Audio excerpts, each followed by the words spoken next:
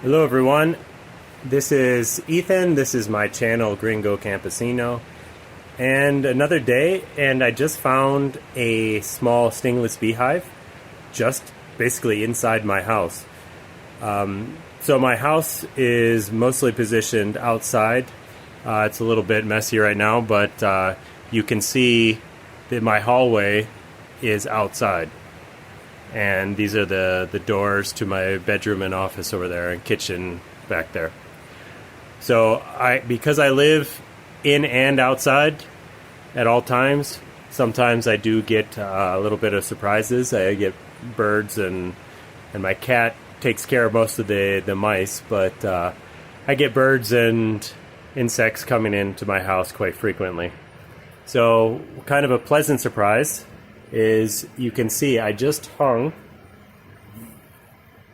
let me climb up here, I just hung this new design of a stingless beehive. In a minute I'll show you how that's made, but I just hung this right now, nothing's in it. So the idea is to transfer the nest right here that I just found. I don't know how long it's been here. These bees are so small, it's really hard to know and notice how long they've been here. But I'm going to go ahead and use this new hive design that I modified from a hive design of some really nice people who made a YouTube video in India.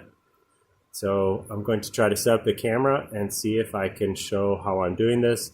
Again, this is not instructional. I really am very much a learner.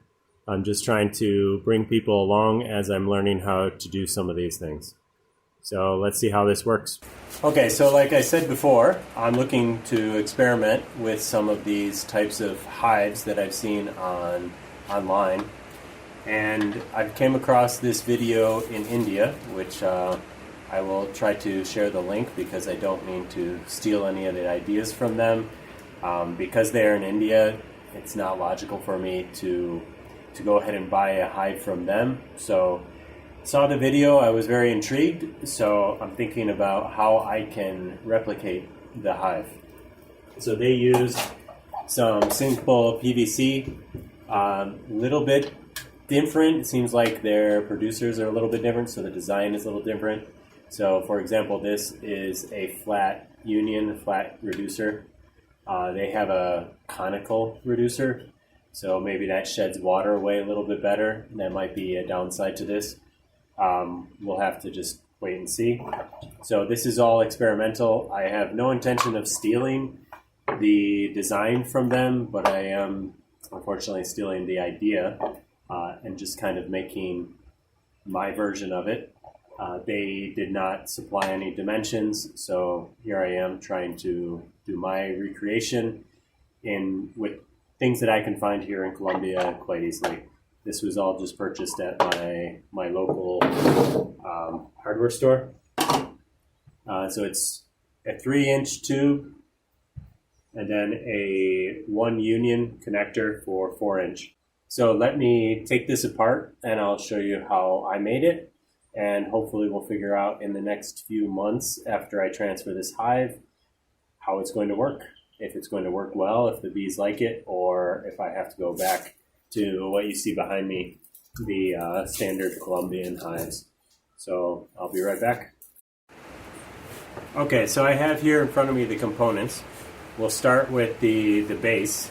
So this is just a 4-inch end piece. And then I have a small 4-inch tube right there. Drilled a hole at the bottom for aeration, something that has been recommended to me. I don't know yet if that's going to make a difference. I sanded down the PVC so I can slide into the gap on the union much easier without having any problems of removing it again. What I did on the inside here, the video in India said that these hives, these bees, these stingless bees, are not as good at thermal regulation. So they have trouble making sure their hive is cool. So the sun really affects them. So I put in some wood strips for insulation and a hole at the bottom for ventilation as well. The way I attach these thin strips of wood, I just put some double-sided tape along the inside of the tube and then just cut these thin strips to size, and you can see I just attached them, and the one I just had to cut smaller to fill the gap. So pretty simple. This is not unique. More or less copied this. I think in India they used bamboo. So then I have the receiver here. So this is the 4-inch union. This is fortunately quite heavy. It's much more substantial than I need. So this part where the hive, the entrance, so this part just slides into here. And the idea is the bees can come in and start putting their eggs in this area. And if I do need to access it, I can get at it. I just drilled a hole there. And then I just have this little brass hanger that is working as a lock. So because it has the notch end, I can use it without a screwdriver rather. So I added the entrance there, as I saw in many videos of other people, and I epoxy puttied it on, and this goes into the top here, and the bees can access very easily from the inside. So as an excluder, so this gap here, what I'm seeing in videos, and I'm trying to replicate, they want a clean excluder. And so I just cut a small piece of wood that goes into here. And then we have the hive where the eggs are being laid. So if I need to get into here and manage it, I can just undo this key here. And then on the top part, you can see I just put this loop of metal. And then this section here is the section that the bees will make the honey. So that just slides into the top there. I use another one of my locking keys.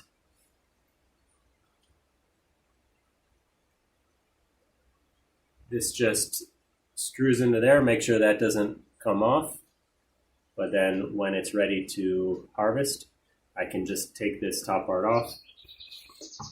But the really cool part about this design, and again, it's not mine, but I think it is very cool, is there's this internal section here.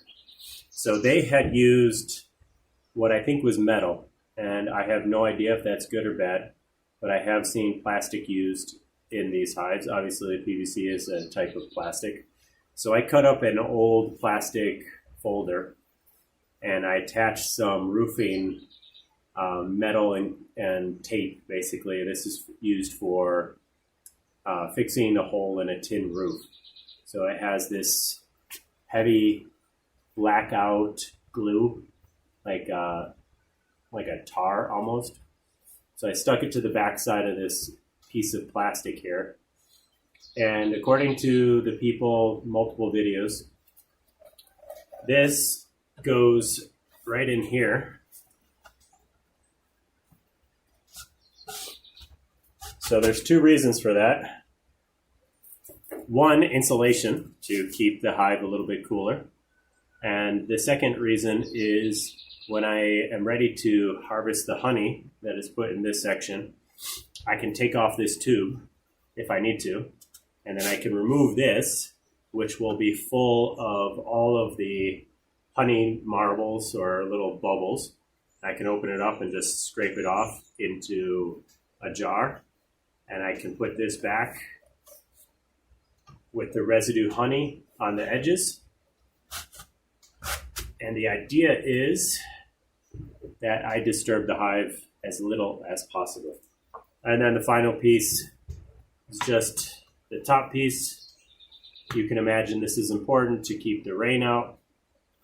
So I just have another screw key into here to make it so that it locks.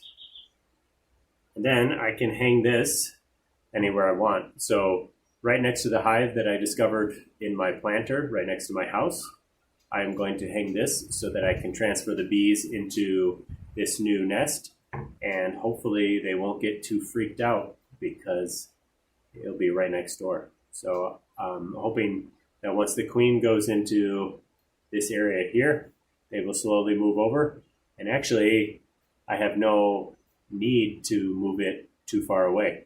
So let me try to make a video of me attempting to transfer this hive, and hopefully in a few months, maybe even a few weeks, I'll be able to make a video updating if this was successful. First off, I wanted to get a close-up here of what it looks like. You can see it blends in so well with the flower pot here. So I didn't notice until just today. You can see the workers are flying in to their opening they made there.